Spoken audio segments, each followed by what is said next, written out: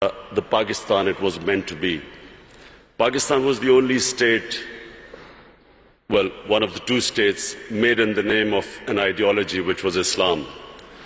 So when we talk about Naya Pakistan, it is going back to the vision of the founding fathers of Pakistan. And what the founding fathers of Pakistan envisaged was a state based on the principles of the first Islamic state of Medina. And those principles were justice, meritocracy, a welfare state where the state took responsibility for the weaker section of the society, and above all, state to educate its people. So these were the principles which, very lofty principles, why Pakistan came into being. So when we talk about Naya Pakistan, it means going back to the principles of what the founding fathers stood for. And hence the struggle to educate our people, develop our human resources, strengthen our institutions, especially of justice. Sadly for us, some of those principles are more visible in, say, the Scandinavian republics, say in Switzerland, say in New Zealand, than in Pakistan, what was supposed to be an example for what an ideal Muslim state was supposed to be. You've mentioned so many important points that I'm going to go back to one by one. So, working on human capital, fighting corruption, empowering the economy. Walk us through the economic agenda of your government now. Well, we have been in power for 60 days. We have inherited two big deficits: fiscal deficit, current account deficit. And so the immediate concern for our government is to increase our exports. We need to increase our exports because we have shortage of foreign reserves because of our current account deficit.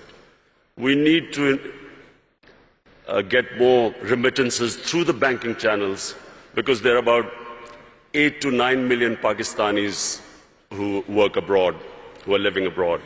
So we need to bolster our foreign exchange reserves, immediate improvement in exports, giving incentives to the exporters, getting Pakistanis to send remittances through the banking channels, because then we would have enough dollars. At the same time, clamping down on money laundering. It's a problem in most of the developing world where the money leaves the country through illegal channels, and then create the opportunities for investment. So these are the immediate measures we have been taking in these 2 months. Obviously, to get through this difficult period, we're looking for loans. And that's actually my next question, because with such an ambitious agenda, you require resources. How does your government plan to overcome the existing financing gap? Are we talking about loans, IMF program? What are the options you have on the table? Well, whatever reforms we do today, the impact will be in maybe 3 months, 6 months, a year's time. So right now we need to have loans to go through this difficult period of repaying or servicing our debts for our imports. So we are talking to both IMF, and also we are talking to friendly governments that we could go through this difficult period to get loans. So you might be applying for another IMF program? Yes, we're talking to the IMF. What we are hoping is that we can do a bit of both, get some loans from friendly governments, at the same time get a loan from the IMF, and so to go through this period which we feel we have a tough period for the next 3 to 6 months. I'm going to go back to the point you mentioned in your first answer. So during your victory speech, your main point was fighting corruption in Pakistan. and powering the economy. How is your government aiming to ensure transparency so you can revive the investors' confidence in Pakistan and investing in Pakistan? Firstly, Lubna, you must understand that corruption is what makes a country poor. Corruption is the main difference between the developed world and the developing world. Countries are not poor because they lack resources. For instance, Congo has so many resources. It's one of the most resource-rich area in the world, as opposed to Switzerland, which comparatively hardly has any resources. The difference is that what corruption does is, it does two things. One, it destroys state institutions. When the ruling elite is corrupt, it can only make money by destroying all those institutions that are check and balance in the way of corruption. And secondly, corruption diverts money from human development to mega projects which give mega kickbacks, which leave a country indebted. So Switzerland is one of the most prosperous countries in the world because it has very good governance, it has strong state institutions, and it uses the money to develop its human resources. So in Pakistan, the challenge is, how do we strengthen our institutions enough to make it impossible for people to be corrupt, or corruption at a level which is manageable? And secondly, divert the resources to develop our human resources. This is the challenge of Pakistan. So what we've been trying to do since we've been 60 days in power is to strengthen the state institutions, develop meritocracy. The reasons why state institutions get destroyed is because cronies have been put in key positions, who then, once there is no meritocracy in a state institution, and there's no rule of law, the state institutions do not prevent anyone from stealing money from the country. So this has been the main agenda of our party. And then secondly, to prioritize institutions that will help the exporters.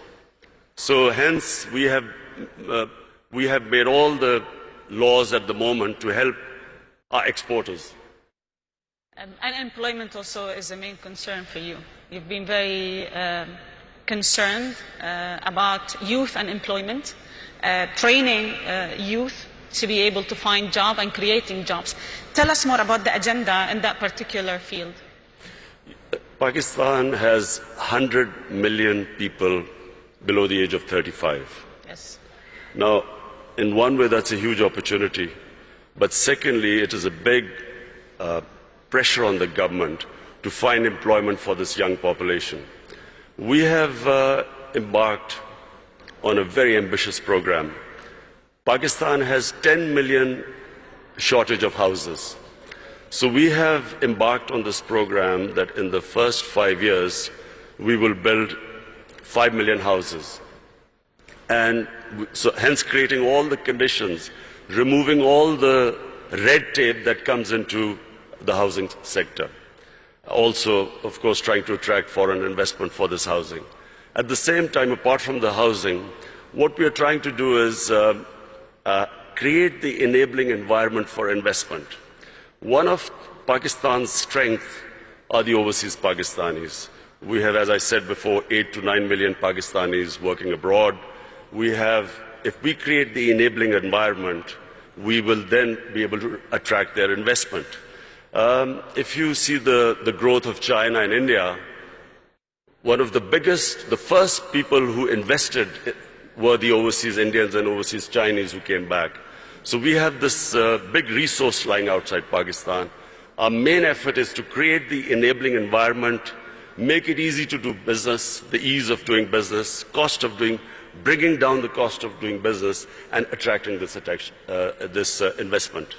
Speaking of China, you've always spoke about how good China is in bringing 700 million people out of poverty. And I think the China-Pakistan Economic Corridor, or what you call CIPEC, is being debated a lot lately. I would like to understand more about it from a Pakistan angle. First of all, let me just say two things about China.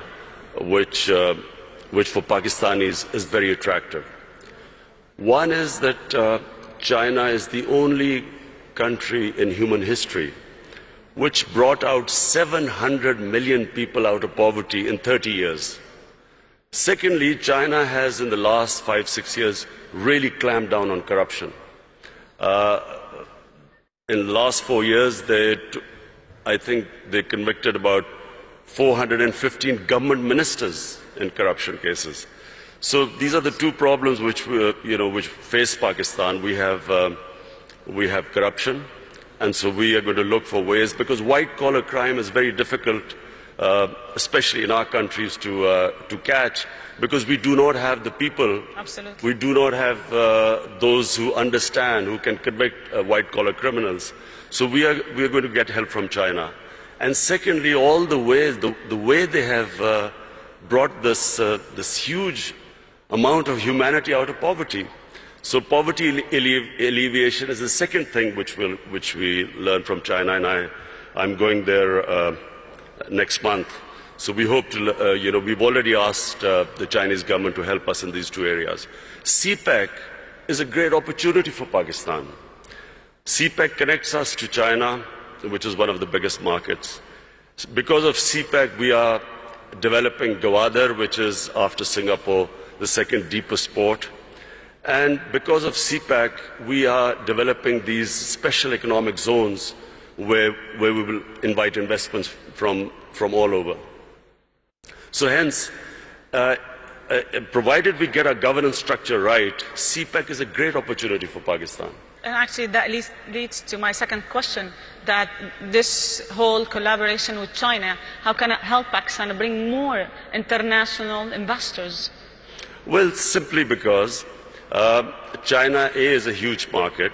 Secondly, the CPEC is this route which connects us, China, right down to Gwadar. So we have all this opportunity with these special economic zones to invite people. It gives a great opportunity for investment. And remember Pakistan's strategic position. It is sitting next to two of the biggest markets, India on one side, China there, and then of course, inshallah, when peace returns to Afghanistan, then we have this all the way to Central Asia. So Pakistan is strategically probably one of those countries blessed. It is placed in one of the great positions in the geography of the world. And actually, I would like to comment on this point, but because rightly so, like Pakistan is very well placed to connect Central Asia, Middle East, China and the Eastern markets. Do you have a plan to leverage on that natural advantage? The plan is to create the enabling environment in Pakistan so that we can attract investors. Not just foreign investors, not just overseas Pakistani investors, even our own investors who, unfortunately, because of our poor governance system, were not really investing in Pakistan. We didn't even give them enough incentives, and I'm talking about Pakistani investors. So we are restructuring our duty structure, our tax incentives, we are restructuring everything so to incentivize people to invest. What are the sectors that you think investors would be more interested in Pakistan? Minerals. There are vast amount of mineral wealth lying in Pakistan. Coal. We have one of the biggest coal reserves in the world. We have copper reserves, one of the biggest copper reserves. Zinc. We have a lot of areas of gas which have not been explored at all. But then we have tourism. You see, Pakistan is one of the most diverse countries in the world. Pakistan starts with alpine in the north. We have alpine climate. And then from the highest, which is the second highest mountain in the world, which is K2, we go on to the sea. We have 12 climatic zones on the way. So we have, tourism has exploded in Pakistan. Our infrastructure cannot cope with the tourists. So that's one of the biggest opportunities to invest in our country. And then we have three types of tourism. We have religious tourism. North of Pakistan was the center of the Buddhist civilization. We have the oldest civilization in the world, which is the Indus Valley civilization in Mohenjo-daro. Peshawar is one of the oldest living cities in the world, 2,500 years old. Lahore also one of the ancient cities. So Pakistan is a diverse country. It's unfortunately because of the war on terror, last 13, 14 years we had this turmoil where tourism disappeared. But in the last 2 years we have all records of tourism have been broken in our country. So that's a great area to invest. So you've mentioned 2 points, tourism and energy. You've spoken enough about tourism and what should happen and how the investment should be. But on housing is also, of course, 5 million houses we are building. That's another area we're expecting investment from abroad. Let me talk about energy, because I think finding sustainable fuel and gas supply by investing in Pakistan's own production is vital for your economy. What's your plan to reducing energy dependency and really inviting international investors and local investors to invest in that particular field? You see, we have hardly had any investment in our mineral resources. And one of the reasons, as I said again, in the last 15 years was this war on terror, where we became the center of terrorism, suicide attacks, and so investors would not come to Pakistan. Then we had last 10 years very poor governance, corruption. We did not give enough incentives for investors to come to our country. Now, thanks to our security forces, our intelligence agencies, Pakistan has controlled terrorism. It's within Pakistan now, we have really clamped down on terrorism. It's very secure. We still have problems, terrorism coming from Afghanistan, but that's why we are hoping that these peace talks, hopefully peace talks between Taliban and the Americans, we hope that once Afghanistan settles, then not only will there be no terrorism within Pakistan, but then we have this access all the way to Central Asia. So we did not have investment coming into our gas, into our other minerals, because we had turmoil in our country. Now with peace and stability, we have people coming in. We have some of the big giants in the energy sector now showing interest. In fact, in December, I think Exxon is coming in Pakistan. They're coming back to Pakistan. And also we want to give incentives for the people in the investors in the energy sector to come and invest in our country. Your Excellency, from here, from the FII, what message do you want to give the world about Pakistan? The message is that Pakistan is a country with great potential. In the 60s, Pakistan was growing faster than almost any country in Asia, and that's because we had the best governance system. We unfortunately lost our way. In the 80s, we ended up in what was the Afghan Jihad. We then had remnants of the Afghan Jihad throughout the 90s. 9/11, post 9/11, we suffered from terrorism. And then our governance system also, unfortunately, did not enable us to attract investment. Now, Pakistan, in my opinion, is ready. I repeat, the biggest resource in Pakistan are the 100 million Pakistanis below the age of 35. It's a huge potential in the country.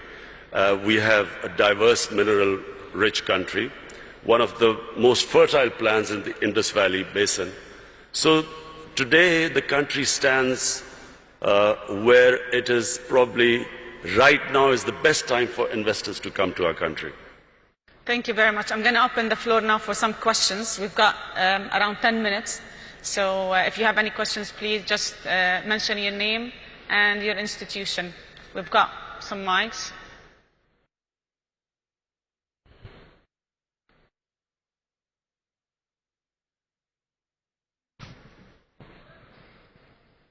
I think I was very comprehensive. We've got so many questions Can we just pass the mics, please?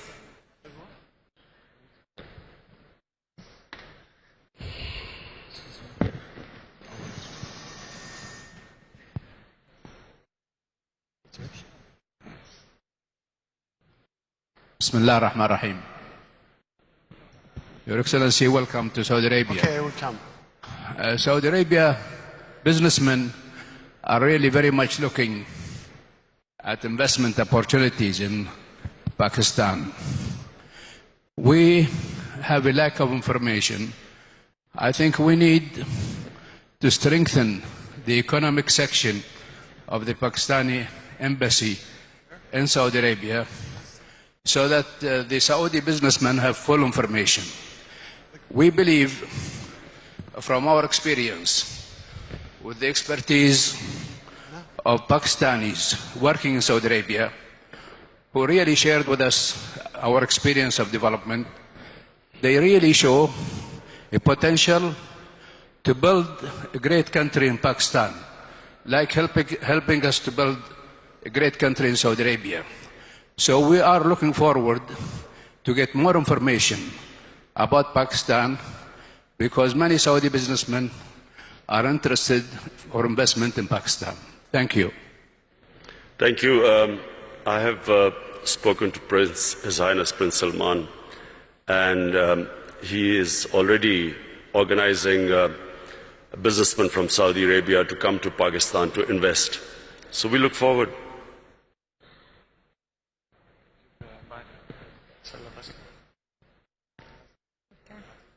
I'll take 2 more questions.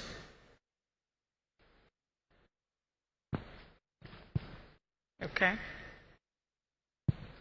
Hi Imran, I'm Vikram from Tech Mahindra. Very inspirational talk. You did mention about 100 million people below the age of 30. And you mentioned about minerals and oil and gas. Don't you think information technology also could be an avenue for Pakistan? Yes, Vikram. Information technology could be one area where we could not only improve our exports, but also provide employment to our young people. Unfortunately, we did not concentrate like India did in information technology. We've got left a bit behind, but now we are concentrating, organizing our IT sector so we can develop it. Yes.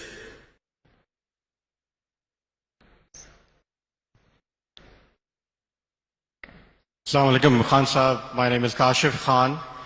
I'm a private equity and investor from the Middle East. My question to you is, a lot of investors have invested previously in the past into Pakistan economy. The biggest challenge they have is exiting out of those investments. How this government will facilitate the previous investors to exit, which will give more confidence to the future investors? Well, Kashif, I have my team here. Our chairman of board of investment is here, our finance minister, our commerce minister. The whole idea is in Pakistan right now is how to make it easier for people to invest, the ease of doing business. We are already working on it, trying to remove all impediments. In fact, we are now about to develop a one-window operation for investors, that anyone who wants to invest in Pakistan, he will just be able to contact one point where they can contact, and any problems they are having, we will remove. So we are now determined that the only way the country can go forward and we can provide employment to this young population is by helping the investors. And you will find things improving by the day. So we will have 1 more question before we wrap up. Heather Henyan from Mindshift Capital. Hello. Assalamu alaikum, Your Excellency. Welcome to Riyadh. Pakistan is one of the largest importers of oil, and Saudi being one of the largest exporters. So can you maybe shed light on the possibilities of potential cooperation in oil refineries or downstream opportunities in manufacturing in Pakistan? Well, we are already talking to Saudi investors for an oil refinery to be built in Pakistan. In fact, we need 2 oil refineries in Pakistan bearing the amount of demand. So yes, the answer is yes, we are talking to Saudi Arabia. We have already met Saudi investors who just came over to Pakistan. And there is cooperation, and there's going to be increasing cooperation between Saudi Arabia and Pakistan. So we have one more question. Okay. Sorry, over here. Heather Henyon from Mindshift Capital. Just to ask about the gender strategy for Pakistan. We know that women have played a very strong role in microfinance, in the business of Pakistan, and in the formal economy of Pakistan. Can you talk more about the role that you see for women going forward as entrepreneurs and their role in the business sector? Thank you. The most important thing at the moment for our government is to ensure that we raise a female literacy in our country. Unfortunately, in literacy we have got left behind in the subcontinent, but specifically female literacy. So you can only empower women really if you educate them. So in the 5 years when we were in power in Khyber Pakhtunkhwa, the province our government was in power, we decided that every 100 new colleges to be built in Khyber Pakhtunkhwa, 70 would be for women. Similarly, in primary, all primary education schools which we were going to open, out of 100, 70 would be for women. So that's number one. Secondly, we have this housing project which we've started. We are at the bottom tier, we are doing microfinance for the poorest of the poor. This is affordable housing. And for the poorest of the poor, we are introducing microfinance. And there also we are involving women, because we find that they are always in microfinance, they always pay back the loans much better than the ratio which men pay back. But apart from that, we're trying to do something which sadly hasn't happened in Pakistan. Women do not get their inheritance rights, which is mentioned in the Sharia. In Pakistan, in rural areas, women don't get their rights. So also financially empower them by ensuring that they get their inheritance rights. So, we've got another question, please. Mr. President, this is Ben Hindi from Dubai, UAE. You have a great neighbor next to you, which is India, and they have great potentials to be a great partners with you. What is your efforts to let go all the past history and become one big nation, collaborating with each other in different fields and businesses? Thank you. Well, I'll answer my final question. Look, one thing Pakistan needs more than any other country right now is peace and stability. The last decade or more, specifically after 9/11, has been of the greatest turmoil to our country. A war which Pakistan had nothing to do with. Pakistan ended up losing almost 80,000 Pakistanis dead. Our tribal areas devastated by the war. Half of the population in the tribal areas internally displaced. Over $100 billion lost to the economy. And one of the reasons why we are at this stage where I'm talking about the 2 biggest deficits, fiscal and current account deficit, is because of this instability and the war, where investment just dried up in Pakistan. So what we need is stability. Now, stability means peace with all its neighbors. We have peace with India, we have peace with Iran, peace with China and Iran. Our problems are right now with Afghanistan and with India. Now, when I won the elections and came to power, the first thing I tried to do was to extend a hand of peace to India. Unfortunately, and I think it's because of the Indian election coming up, and because, sadly, anti-Pakistan rhetoric brings in votes, I'm afraid we got no response from India. In fact, got rebuffed by India. Now what we are hoping is that we'll wait till the elections, then again we will resume our peace talks with India. Peace with India is important not just for Pakistan, but for India as well. All the money that should be diverted to our human resources ends up being diverted to non-productive arms race. And secondly, peace with Afghanistan, peace in Afghanistan. It's critical for Pakistan because at the moment, the low amount of terrorism coming into Pakistan is from Afghanistan. And so it's for us, for Pakistan, it's extremely important that we have peace with both the neighbors. And I can tell you, my government will be trying its best. We are all in Pakistan, there is a consensus amongst all stakeholders that what this country right now needs peace and stability. And only peace and stability will allow us to bring in investment, to most of all, to alleviate poverty, give employment to our young population. So we will wrap it here. Thank you very much for joining us, and thank you for sharing with us all this. The Prime Minister of Pakistan, thank you.